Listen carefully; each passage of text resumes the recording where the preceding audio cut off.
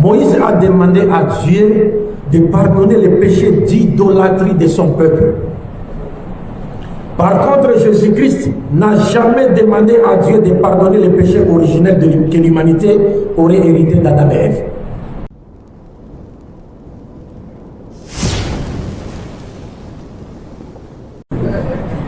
Parce que les chrétiens nous disent que Jésus est venu s'offrir un sacrifice expiatoire pour nous. Il est venu mourir sur la croix, il a souffert à notre place pour que nous obtenions le pardon des péchés. Mais Jésus, selon l'enseignement des chrétiens, il aurait souffert seulement dans son corps physique. Mais ici, Moïse offre sa vie paradisiaque. Il offre sa vie au paradis. C'est-à-dire qu'il demande à Dieu de les jeter à l'enfer, où ils doivent être châtiés éternellement, en contrepartie du pardon des enfants d'Israël. Alors que les chrétiens nous disent seulement que non, Jésus a souffert, mais sur la croix, pour les péchés. Mais est-ce que la souffrance sur la croix est-elle proportionnelle avec la souffrance que ces pécheurs devaient subir en enfer? Non. Il aurait fallu que Jésus-Christ peut-être accepte d'être jeté en enfer. Là, on aurait compris qu'il s'est livré en sacrifice expiatoire pour nous. Mais souffrir sur la croix pendant, selon la foi chrétienne, bien sûr, pendant au moins 1 heure. Si vous pouvez comparer cette souffrance avec celle de l'enfer? Non. Et donc ici, par exemple, je vais rapidement pour montrer que les sacrifices expiatoires de Moïse que Dieu a refusé. Dieu a refusé. Moïse s'est offert un sacrifice expiatoire, volontairement. Mais Dieu a refusé.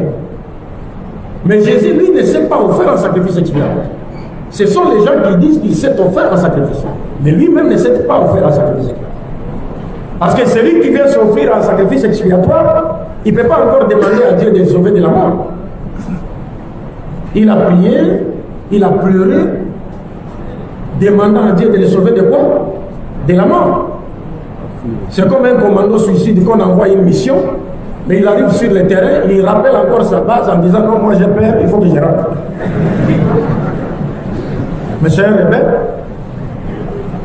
Est-ce que vous comprenez? Alors, nous ne pouvons pas comparer les sacrifices expiatoires de Moïse que Dieu a refusé avec celui de Jésus-Christ que les chrétiens nous invitent à y croire pour avoir la vie éternelle. Je vais citer 5 points seulement. Si on compare ces deux sacrifices. Premièrement, quand vous regardez Moïse, Moïse a demandé à Dieu de pardonner les péchés d'idolâtrie de son peuple. Par contre, Jésus-Christ n'a jamais demandé à Dieu de pardonner les péchés originels que l'humanité aurait hérité d'Adam et Ève. Nulle part. Mais Moïse, lui, il a demandé à Dieu de pardonner les péchés d'idolâtrie de son peuple. Mais Jésus-Christ, lui, n'a jamais demandé à Dieu de pardonner le péché d'Adam et Ève que l'humanité hériterait, c'est-à-dire comme un microbe. Jamais ne l'a fait. Deuxième point, quand Moïse a compris que la demande du pardon ne suffisait pas à détourner Dieu de sa colère contre les enfants d'Israël, dans son grand amour pour son peuple, il a proposé à Dieu que son nom soit rayé du livre de vie pour qu'il soit jeté en enfer en contrepartie du pardon des enfants d'Israël. Par contre, Jésus-Christ n'a rien fait de pareil en faveur des enfants d'Israël et moins encore en faveur de toute l'humanité. Nulle part. En outre, il faut noter, parce qu'on nous dit que Jésus est venu nous sauver du péché d'Adam et Ève. Mais Moïse s'est offert un sacrifice expiatoire pour que Dieu pardonne les péchés de son peuple. Et le péché des enfants d'Israël est plus grand que le péché d'Adam et Ève. Parce que les enfants d'Israël ont transgressé les premiers commandements de Dieu. La ilaha illallah. Ils ont adoré une idole. Mais par contre, Adam et Ève n'ont mangé qu'un fruit. Même si c'était une désobéissance. Donc on ne peut pas comparer le péché qu'ont commis les enfants d'Israël avec celui qui a été commis par qui? Par Adam. Alors il serait absurde de dire que Dieu est venu sur la terre sous forme humaine pour mourir pour nous racheter d'un péché qui est moindre que celui qui a été commis par les enfants d'Israël. C'est absurde. Ce n'est pas un péché du shirk.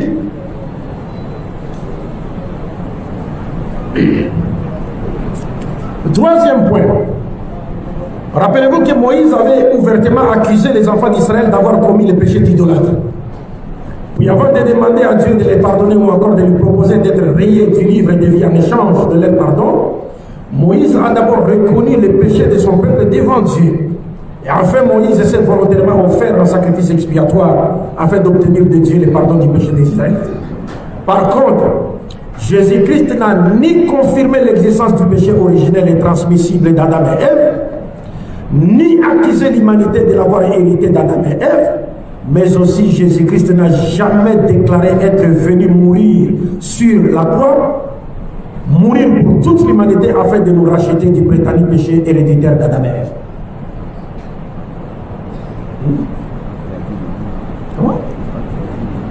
Oui, oui, vous allez le faire. Vous me prenez mon temps et vous voulez dans le... Vas-y. On va faire les... Vous comprenez? Alors on se demande si Jésus n'a jamais évoqué le péché originel, ni n'a accusé l'humanité d'avoir hérité d'Adam ce péché. Et moins encore, il a dit qu'il était venu mourir pour nous racheter de ces péchés. Donc il faudrait qu'on se poserait la question de savoir comment les chrétiens confient-ils à Jésus-Christ une mission dont il ignore le contenu.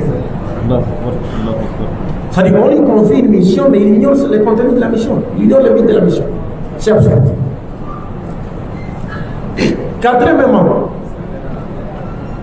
nous lisons dans la Bible, dans 1 Chronique chapitre 22, 6 à 10, que le roi et prophète David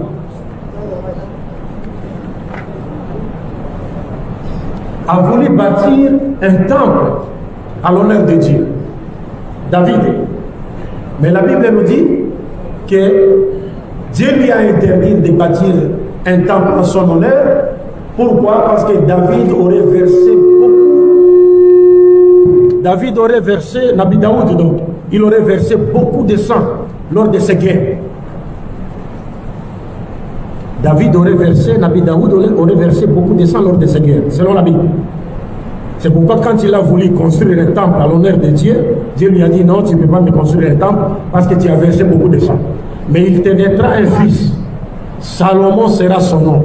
C'est celui-là qui bâtira un temple à mon nom. Vous voyez ça? C'est-à-dire, si nous regardons à la lumière de l'esprit théologique de cet exemple, nous voyons David qui veut bâtir un temple à Dieu, à l'honneur de Dieu. Mais Dieu lui interdit en lui disant, tu as versé beaucoup de sang, tu ne peux pas construire un temple à mon nom, mais c'est plutôt Salomon, ton fils, qui viendra construire un temple à mon nom. Donc, à la lumière de l'esprit théologique de cet exemple, nous pouvons dire ceci, que si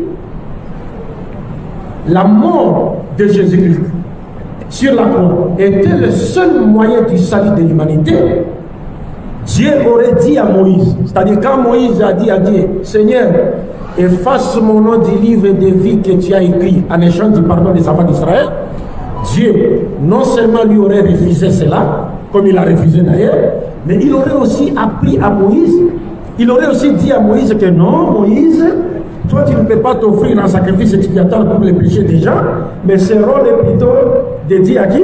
À Jésus-Christ. C'est Jésus qui viendra mourir pour les péchés de toute l'humanité. Mais Dieu ne l'a dit nulle part. Dieu ne l'a dit nulle part. Enfin, cinquièmement, rappelez-vous que lorsque Moïse était retourné vers Dieu pour solliciter le pardon de son peuple, il a dit à Dieu, je cite, ah Seigneur, ce peuple a commis un plus grand péché. Et nous avons dit ici, en qualifiant l'idolâtrie dans laquelle sont tombés les enfants d'Israël d'un grand péché, Moïse voyait la transgression du premier et grand commandement divin enseigné par tous les prophètes de Dieu, à savoir, il n'y a pas d'autre Dieu qu'Allah, il n'y a pas d'autre que Yahweh, et c'est lui seul qui mérite l'adoration. C'est pourquoi il qualifie cela de grand péché. Donc, si vous comparez maintenant, comme je l'ai dit tantôt, vous voulez comparer ces péchés des enfants d'Israël avec celui d'Adam, vous trouverez que le péché d'Adam est moindre que celui des enfants d'Israël. Parce que le péché des enfants d'Israël était un shirk ouvert. Et Moïse lui-même a qualifié cela de shirk. Mais Jésus-Christ n'a jamais parlé du péché originel d'Adam et Ève. Je saute. Je vais rentrer aborder brièvement le troisième point. Je dis que nous allons essayer de peser cette doctrine de la rédemption du salut par la mort de Jésus-Christ sur la croix dans la balance de l'évangile authentique prêché par Jésus-Christ. Il y a quelque chose qui nous étonne. Ouais. Êtes-vous fatigué? C'est bien. Ce don-là est déjà... Êtes-vous fatigué? C'est sérieux maintenant. C'est bien. Mais moi, malheureusement, je pense que vous l'avez remarqué, et je suis en train un peu de forcer ma voix, parce que j'ai la toux, et je n'ai pas vraiment ma voix comme d'habitude.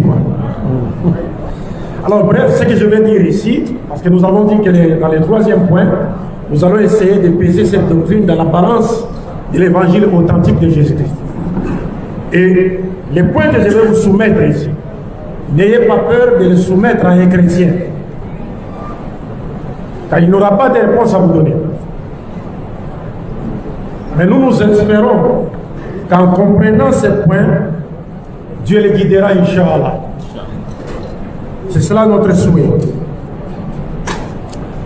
Par rapport à Jésus-Christ, parce que la doctrine de la rédemption, comme nous l'avons dit, est le pilier fondamental de la religion chrétienne. Et le contenu de la rédemption, de cette doctrine, les chrétiens disent que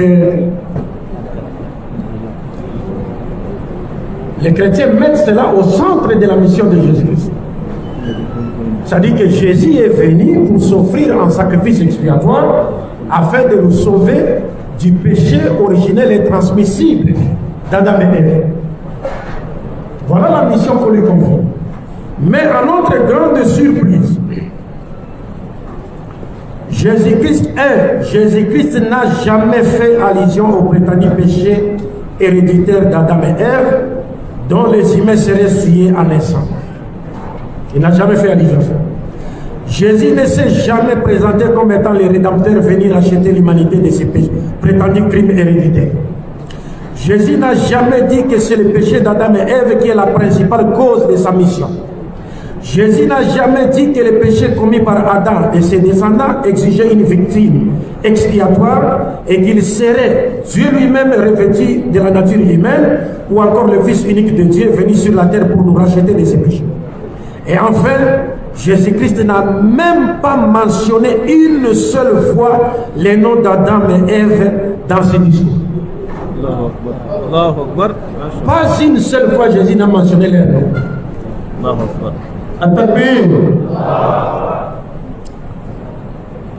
Ça doit étonner parce que tout l'édifice du christianisme, n'est-ce pas, est fondé sur la théorie du péché originel et transmissible d'Adam et Ève.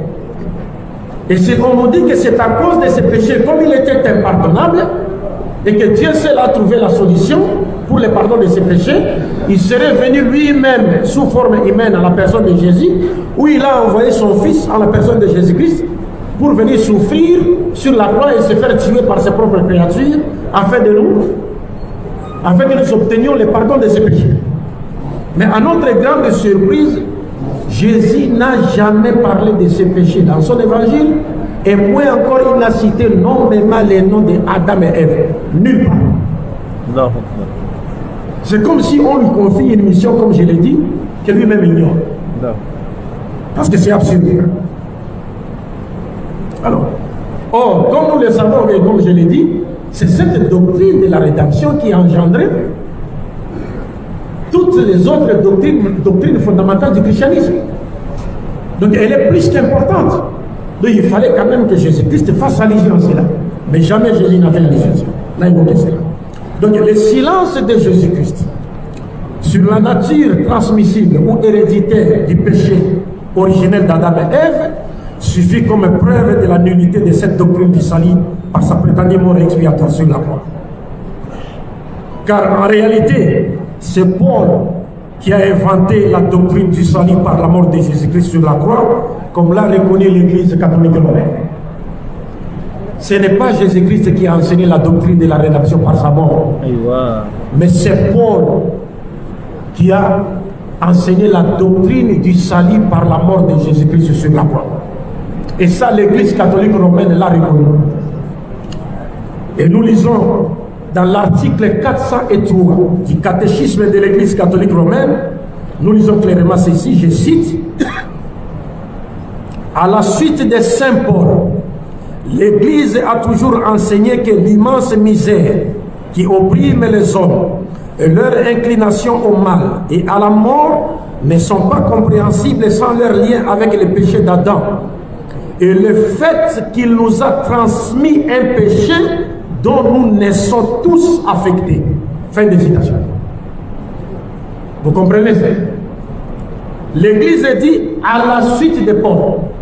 L'Église n'a pas dit à la suite de Dieu, ou à la suite des anges, ou à la suite d'Abraham, ou à la suite de Moïse, ou à la suite de Jésus, ou à la suite des 12 apôtres de Jésus. Non, l'Église n'a pas dit ça. L'Église dit à la suite de Paul. L'Église aussi enseigne ce que je viens de vous lire. Et au final, il dit, et le fait qu'il nous a, c'est-à-dire Adam, qu'il nous a transmis un péché dont nous naissons tous affectés. C'est-à-dire, nous naissons affectés par le péché d'Adam et Ève. Comme je l'ai dit, un péché auquel nous n'avons pris part ni en théorie, ni en pratique. Ni de fait, ni de consentement. Mais nous naissons avec ce péché. Selon l'enseignement du christianisme. Et qui a donné cet enseignement? C'est Paul. Ce n'est pas Jésus-Christ. Brièvement, si vous lisez dans Colossiens chapitre 1, verset 19 à 23, vous verrez que Paul est en train de dire aux païens colossiens que Dieu s'est réconcilié avec eux par la mort de son Fils Jésus-Christ. Vous comprenez? Paul enseigne cela. Il dit Dieu se serait réconcilié avec les païens colossiens par la mort de son Fils Jésus-Christ. Et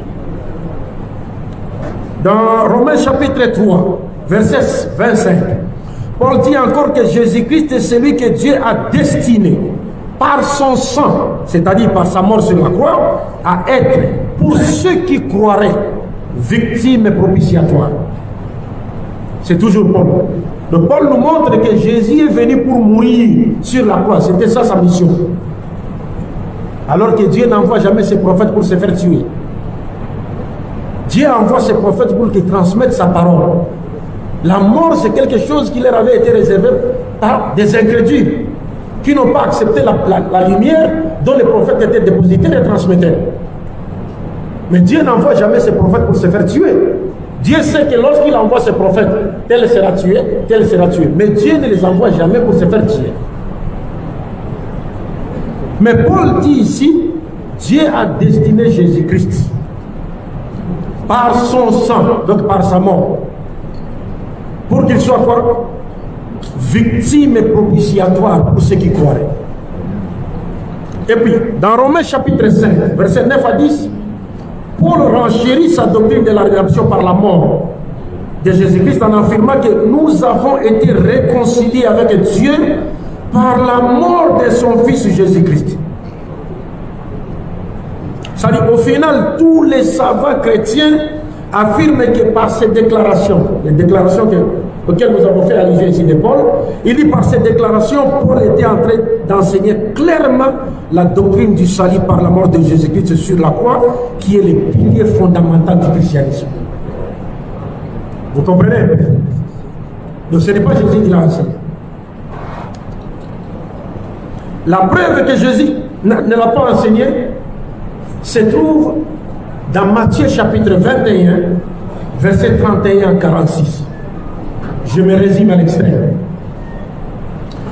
C'est dans une parabole qu'on appelle la parabole des vignerons homicides. Vous savez que la parabole est une comparaison. À partir des choses que vous connaissez, on va vous donner une idée sur des choses qui échappent à votre entendement. Alors, dans cette parabole, Jésus-Christ nous dit, il y avait un maître de maison, un homme maître de maison, qui a planté un champ de vignes et l'afferma des vignerons. Et il est reparti chez lui. Lorsque le moment de récolte arriva, donc il a laissé ces champs au mains des vignerons. Ils ont signé un contrat. Au moment de récolte, lui il aura sa part, les vignerons également auront leur part. Mais lorsque le moment de récolte arriva, Jésus dit, le maître de la vigne envoya ses serviteurs vers les vignerons pour aller prendre sa part du produit de la vigne. Mais les vignerons, voyant les serviteurs du maître de la vigne, ils battirent certains, lapidèrent d'autres et tuèrent même certains. Il leur envoya encore un grand nombre de ses serviteurs, mais qui connurent le même sort. En fin de compte, Jésus dit, les maîtres s'est dit, quand ils ont tué mes serviteurs, ils ont lapidé certains de mes serviteurs, ils ont fait fuir d'autres. Cette fois-ci, je leur enverrai mon fils, peut-être ils auront du respect pour lui et paieront ou donneront ma part du produit de la vie. Et Jésus dit, mais lorsque le fils arriva, les vignerons se dirent, voici l'héritier. Venez, saisissons-les et tuons-les.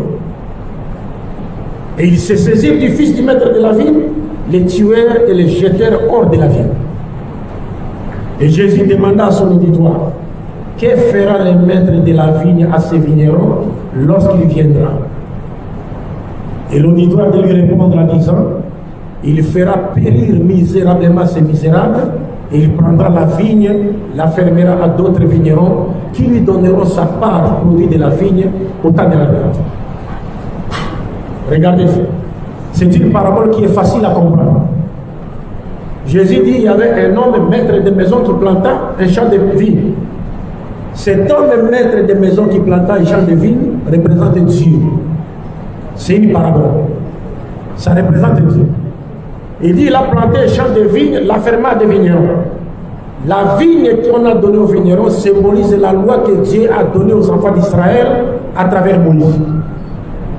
Les vignerons qui ont reçu cette loi et qui tuaient les serviteurs du maître de la vigne représentent les Juifs, les Israélites incrédules qui tuaient les messagers de Dieu. Les serviteurs du maître de la vigne que ce dernier a envoyé vers les vignerons pour aller prendre sa part du produit de la vigne représentent les prophètes que Dieu a envoyés aux enfants d'Israël pour les exhorter à la repentance et au retour à l'obéissance à la loi de Dieu. Mais les enfants d'Israël tuaient certains, lapidaient d'autres, ainsi de suite. Comme nous l'avons dit ici, donc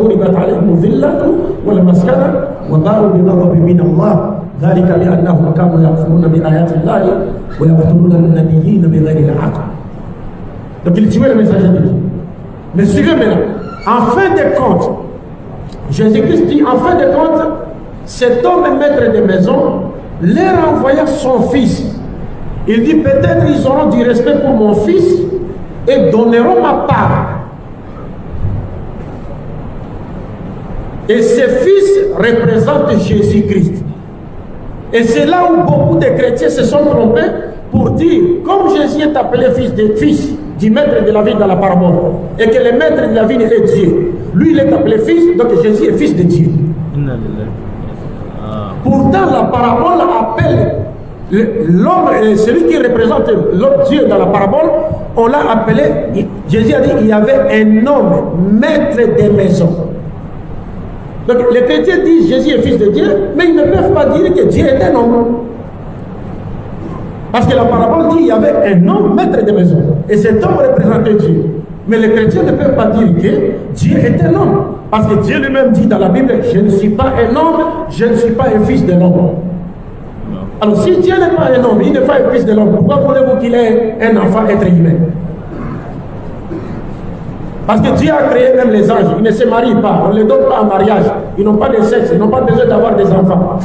Si Dieu a créé des créatures qui n'ont pas besoin d'avoir des enfants, pourquoi voulez-vous que lui-même, le créateur de ces créatures, puisse avoir besoin d'avoir un enfant? تكاد السماوات يتفطرن منه وتنشق الارض وتخر الجبال حتى ان دعوا للرحمن ولدا وما ينبغي للرحمن ان يتخذ ولدا ان كل من في السماوات والارض الى اتي الرحمن عبدا.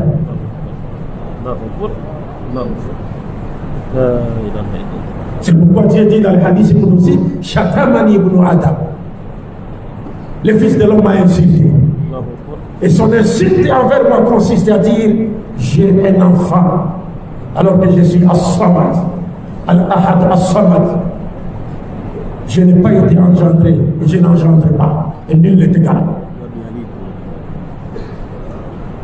Vous comprenez? Dieu n'a pas besoin d'avoir un enfant. Pourquoi aurait-il besoin d'avoir un enfant? Dieu deviendra-t-il un jour où il tombera-t-il malade un jour pour qu'il ait besoin d'avoir un enfant qui verra sur lui à l'hôpital? Dieu mourra-t-il un jour pour qu'il ait besoin d'avoir un enfant qui le succédera, qui héritera ses biens? وما ينبغي للرحمن أن يتخذ ولدا إن كل من في السماوات والأرض إلا آتي الرحمن عبدا. Alors ici, bref, on dit les fils qu'on a envoyés représentent Jésus. Mais ce qui nous intéresse dans la parabole, on dit, les maîtres de la vigne a dit, cette fois-ci je leur enverrai mon fils, peut-être ils auront du respect pour lui et donneront ma part. Mais quand le fils arriva, les vignerons le virent et se dirent, voici l'héritier, saisissons-le et tuons-le. Ils se saisirent de lui et le tuèrent. Et c'est là où les chrétiens disent aussi, ah, mais vous dites que Jésus n'était pas mort. Pourquoi dans la parabole ici on dit on a tué? Oui, effectivement. C'est ce que la parabole annonce. Jésus savait que les Juifs chercheraient à le tuer. Mais qu'est-ce qu'il a fait Jésus? Il a demandé à Dieu pour qu'il soit épargné des rapports. Dans la Bible, il s'est prosterné face contre terre. Hébreux 5,7 nous dit celui qui dans les jours de sa chair, Jésus-Christ, a demandé à Dieu avec des cris, larmes, prières, supplications à Dieu qui pouvait les sauver de la mort, et il a été exaucé à cause de sa piété. Donc la prophétie a annoncé que Jésus sera tué, et c'est ce que les chrétiens ne comprennent pas. Parce que quand les chrétiens voient des prophéties qui annoncent que Jésus sera tué, ils confondent les prophéties qui annoncent le maître de Jésus avec le but de la mission de Jésus. C'est ça, c'est deux choses différentes. Si on envoyait un enfant aller nous chercher, nous acheter du pain de l'autre côté de la rue, et que cet enfant n'a pas fait attention, il a été ramassé par une moto ou une voiture. Mais il n'y a qu'un nouveau qui viendra nous dire que nous avons envoyé cet enfant pour qu'il se fasse ramasser par cette moto ou par la voiture. Non, nous ne l'avons pas envoyé pour qu'on l'écrase, pour que la voiture l'écrase, mais plutôt pour qu'il aille nous chercher quoi? Du pain. Mais il n'a pas fait attention à vouloir traverser la route, il a été ramassé par une voiture. Mais nous ne l'avons pas envoyé pour mourir. Donc il y a des prophéties qui ont annoncé que Jésus sera tué. Les Juifs ont cherché à tuer Jésus, pas Dieu. Encore une fois. Ce sont des prophéties. Mais Jésus a demandé à Dieu de les sauver de cette mort. Parce que ce n'est pas Dieu qui lui voulait la mort, ce sont les Juifs. Et les prophètes nous disent, là, il a droit. Rien ne peut changer le décret de Dieu si ce n'est le droit. C'est-à-dire quelque chose, on peut bien décréter que quelque chose va t'arriver. Mais si tu demandes à Dieu, Dieu peut changer. Il change. Les prophètes disent, rien ne peut changer le décret de Dieu si ce n'est le droit. Et les musulmans disent que ce droit même fait partie du décret de Dieu. C'est-à-dire Dieu savait qu'il va demander. et il va les sauver. Parce que pourquoi voulez-vous que Jésus ne soit pas sauvé? Parce que dans 2 Rois, chapitre 20, à partir du verset 1 jusqu'à 10, je pense que je m'abuse, nous voyons un simple roi israélite, Ézéchias. Si je ne m'abuse, un roi ou bien 2 rois. Ézéchias, on dit dans la Bible que les prophètes, Dieu a envoyé un prophète pour aller dire à Ézéchias, un roi d'Israël, va dire à Ézéchias que demain il mourra. Le prophète vient dire à Ézéchias, Dieu m'envoie pour vous dire que demain tu mourras. Ézéchias dit, ah, demain tu mourras. Ézéchias, roi, il s'enferme dans la maison. Il se vautre dans la boue. Il pleure. Dieu, souviens-toi de mes bonnes actions. J'ai conduit ton peuple avec droiture. J'ai fait tout ce qui est... je n'ai fait que du bien à tes yeux. J'ai fait ceci, cela. J'ai fait ceci, cela. Donc, il est en train de faire un tawassul à travers ses bonnes actions. Ça aussi, ça existe dans l'islam. Il a pleuré. Un roi, ce n'est pas un prophète. Il pleure. Dieu envoie encore les prophètes pour aller dire à Ézéchiel. Va dire à Ézéchiel que j'ai écouté ses doigts. J'ai vu ses larmes. Il ne mourra plus demain. Je lui ajoute encore 15 ans de vie. Ça, c'est un prophète. Maintenant, à combien... plutôt un roi. Maintenant, à combien plus forte raison un prophète? La Bible elle-même dit, celui qui, dans les jours de sa chair, Jésus-Christ, a présenté avec des grands cris, des larmes, il pleure, des prières et des supplications à Dieu qui pouvait les sauver de la mort. Et il a été exaucé à cause de sa piété. D'abord, il faudrait qu'on se pose la question de savoir, mais pourquoi encore il demande à Dieu avec des pleurs, des larmes, des cris, des supplications pour être sauvé de la mort, pendant qu'on nous dit qu'il est venu mourir pour nous racheter de nos péchés par sa mort? C'est absurde. Quelqu'un est venu mourir pour nous racheter, de nos péchés par sa mort prétendue expiatoire. Il demande encore à Dieu de le sauver de la mort. Hein? Il changeait même de ville en ville. Il fuyait même. Oui, il changeait même de ville. Il fouillait même partout. Quand le chef ici prend fuite, il va habiter ailleurs. Mais toi, tu es venu mourir pour qu'à travers ta mort, nous nous soyons sauvés. Maintenant, tu es en train de fuir la mort. Comment nous allons être sauvés? Oui, c'est absurde. D'ailleurs, si c'était seulement la mort et non l'enseignement de Jésus, mais Jésus serait seulement venu comme ça. C'est vous vous avez hérité le péché d'Adam et Ève. Vous avez aussi vos propres péchés. Bon, moi, je suis venu mourir pour vous. Ouais, vous avez un marteau? Donnez ici. Il prend les marteaux, il se tape sur la tête. Oui, il tombe, il meurt. Et puis nous, on est sauvés. Non, nous disons non, ça, c'est pas Dieu, ça. Parce que s'il fallait que quelqu'un meure et que nous restions tranquilles dans ce monde, on aurait proposé à Dieu de tuer Satan. C'est tout. Il faut tuer Satan. Mais Satan est encore là. Satan est encore là, mais les gens pensent déjà que non. Dieu est venu sur la terre sous forme humaine à la personne de Jésus. Il est mort et il est resté 3 jours dans la tombe. Et maintenant, s'il arrivait que c'est Dieu se chamait avec Satan, Satan me dit, mais tu m'as oublié ce que je t'ai fait. Tu as passé 3 jours dans la tombe. 3. Moi, je l'avais pas. Alhamdulillah, il y a un l'islam.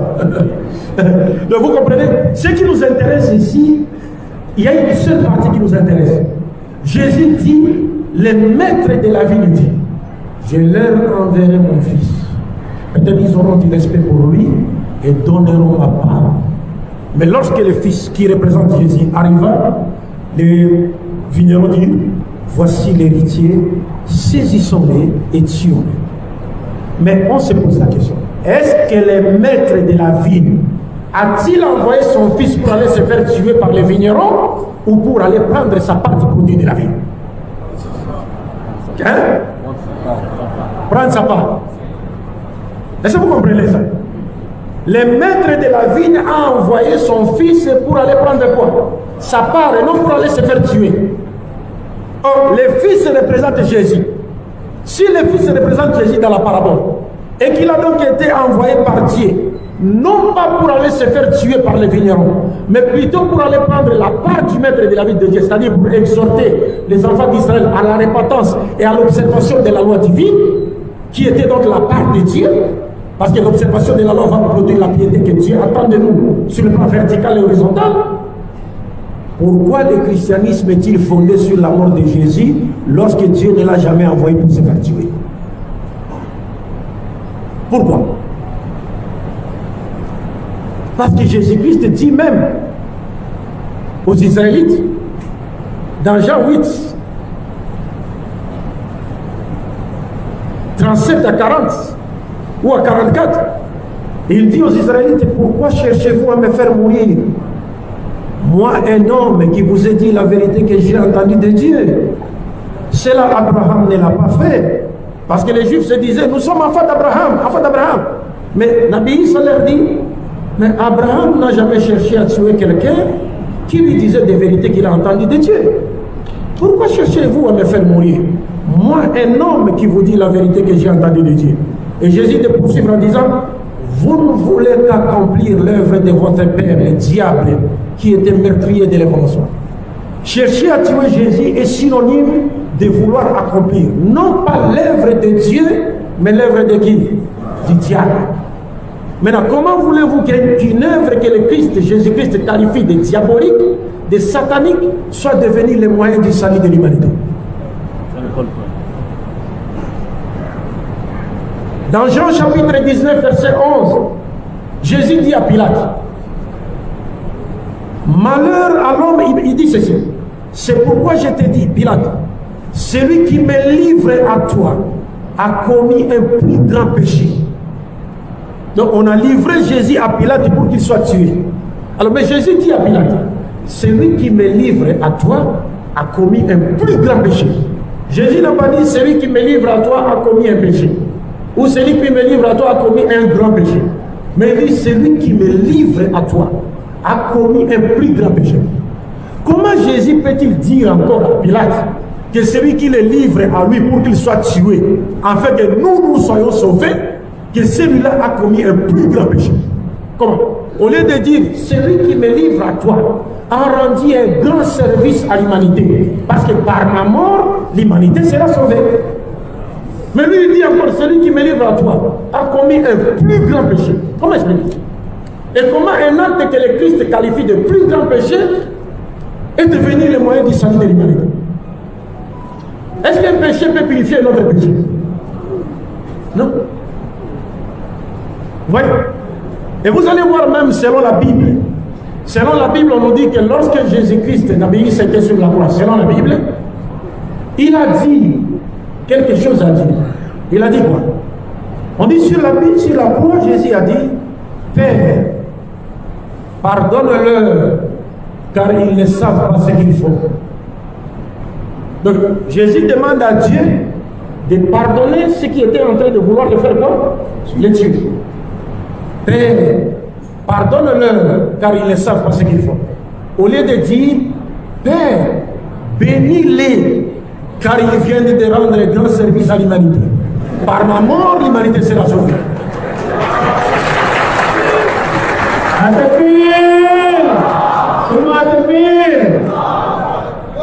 Vous comprenez? Mais Jésus-Christ dit, Père, pardonne-leur, car ils ne savent pas ce qu'ils font.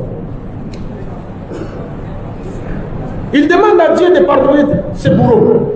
Il dit, ils ne savent pas ce qu'ils font. Parce que s'ils savaient, ils n'auraient jamais cherché à tuer Jésus. Mais en tout cas, je voudrais m'arrêter là par rapport à ces exemples.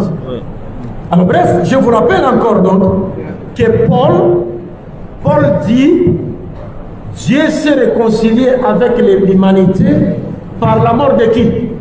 De Jésus. Or, nous lisons dans la parabole des vignerons homicides, qui est l'enseignement de Jésus. Jésus nous montre que Dieu ne l'a jamais envoyé, et moins encore ses prédécesseurs, pour se faire tuer par qui? par le vigneron. Donc s'il faut emprunter à Paul ce terme, quand Paul dit Dieu s'est réconcilié avec les païens par la mort de Jésus, donc on peut dire que selon la parabole des vignerons homicides, donc le maître de la vigne a cherché à se réconcilier avec les vignerons par la mort de qui? De son fils. C'est absurde. Donc c'est pour dire que c'est Paul qui a enseigné la doctrine de la rédemption par la mort de Jésus-Christ, ou la doctrine du salut par la mort de Jésus. Je ne suis même pas arrivé à la fin, que nous avons aussi commencé en retard, mais c'est là que je voudrais vous dire, et c'est cette doctrine qui est la cause principale des souffrances de toute l'humanité. Cette doctrine de la mort du salut par la mort de Jésus-Christ sur la croix est la cause principale des souffrances de toute l'humanité. Parce que c'est à travers cette doctrine que Satan a détourné de la loi de Dieu au détriment d'une nouvelle voie du salut qui n'a rien à voir avec ce que Dieu et ses prophètes ont enseigné. Maintenant, il faut croire à la mort de quelqu'un pour avoir la vie éternelle. Alors que Jésus-Christ lui-même disait que ta volonté soit faite sur la terre comme elle est faite au ciel. Est-ce qu'au ciel, là-bas, il y a quelqu'un qui a besoin de croire à la mort de quiconque pour avoir le salut? Non. Dieu règne à maître contesté et contestable par sa loi pour le bien-être des créatures célestes. Il doit régner sur la terre à maître contesté et contestable par sa loi pour le bien-être des créatures terrestres. C'est cette doctrine. Quand on nous présente cette doctrine, on dit que non, c'est une manifestation de l'amour de Dieu pour l'humanité. Nous, les musulmans, nous disons non, il faut bien regarder cela, et il faut bien l'analyser. Il faut aussi savoir faire la différence entre ce qu'on appelle l'amour de Dieu et ce qui n'est autre qu'une contrefaçon de l'amour de Dieu. Parce qu'on dit, on présente cette doctrine et présente Dieu comme quelqu'un, comme celui contre qui un crime a été commis et qui croirait que ce crime ne sera pardonné que si lui-même se faisait suicider, ou alors il a envoyé son fils se faire tuer par ceux qui ont commis ces crimes-là et afin de les pardonner. C'est absurde. C'est comme si on nous disait un bailleur s'est livré à son locataire insolvable pour qu'il le tue afin qu'il pardonne ses arriérés de loyer. Vous comprenez? Donc un bailleur, il est là, et il y a un locataire qui ne paye pas son loyer. Il a déjà un arriéré, c'est pas 10 années ou 6 mois. Maintenant le bailleur se dit, ah, il n'y a pas un autre moyen de pardonner à ce locataire insolvable. Qu'est-ce que je vais faire? Non, je vais aller seulement chez lui. Je lui dis, écoutez monsieur, comme vous n'avez pas l'argent, je suis venu me livrer à toi. Suis-moi. Il suffirait seulement que tu crois que je me suis livré à toi en sacrifice expiatoire pour que tu me tues. Aussitôt tu auras tous tes arriérés des loyers pardonnés. Ou alors un bailleur qui envoie son fils auprès de son locataire insolvable pour que ce dernier le tue afin qu'il pardonne ses arriérés de loyer. C'est absurde. Et donc on doit punir Jésus-Christ à la place du coupable. Non, même ici, on a dit c'est la faculté de quoi? Médecine. Est-ce que la médecine accepte-t-elle que les médicaments soient administrés à une personne saine de corps à la place de celle qui est malade? Non. Hein? Donc moi je souffre du pari, mais c'est à toi qu'on donne les médicaments. Et moi ici je me retrouve guéri. Chers frères et sœurs en islam, je dis et je vous remercie. Assalamu alaikum wa rahmatullahi wa barakatuh. Vous savez, la fois passée, je l'ai dit. Ouais. Parce que le problème pour nous, c'est qu'on ne cherche toujours pas à comprendre, à saisir l'essence de tous ces faits. Par exemple, déjà ici, il est quel cas?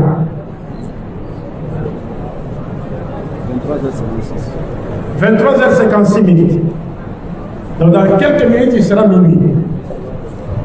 Et aujourd'hui, du début de l'année jusqu'au moment où nous sommes en train de parler, jusqu'au 24, nous avons totalisé 6086 jours. non, pas 6086 jours, mais 6086 Surat al-Fatiha récité par chaque musulman qui a prié depuis le début de l'année jusqu'à aujourd'hui, jusqu'à ce soir.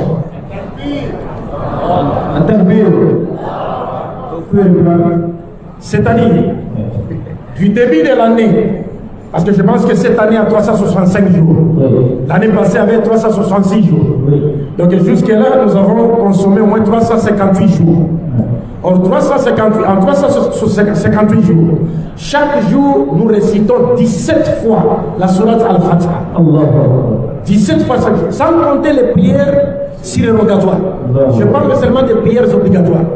Chacun de nous a récité la Fatiha 17 fois. Or, 17 fois 358, ça fait 686 fois quelque chose. 6086 fois quelque chose. C'est-à-dire que nous avons récité la Fatiha jusqu'à ce soir 6086 fois si je ne m'abuse. Or, dans cette sourate Al-Fatiha, Dieu nous a imposé de dire, celui qui nous impose de faire cette doigt-là. Ihdina as-sirata al-mustaqim, sirata alladhina an'amta alayhim, ghayril maghdubi alayhim wala ddallin. Man hum ghayril maghdubi alayhim? Hein? Man hum ghayril maghdubi alayhim? Al-Yahud. Wala ddallin?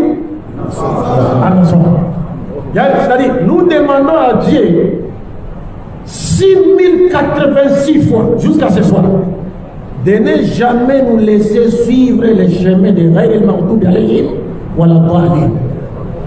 Mais ce soir seulement, parce que Noël c'est demain, nous virons à 190 degrés pour aller fêter Noël.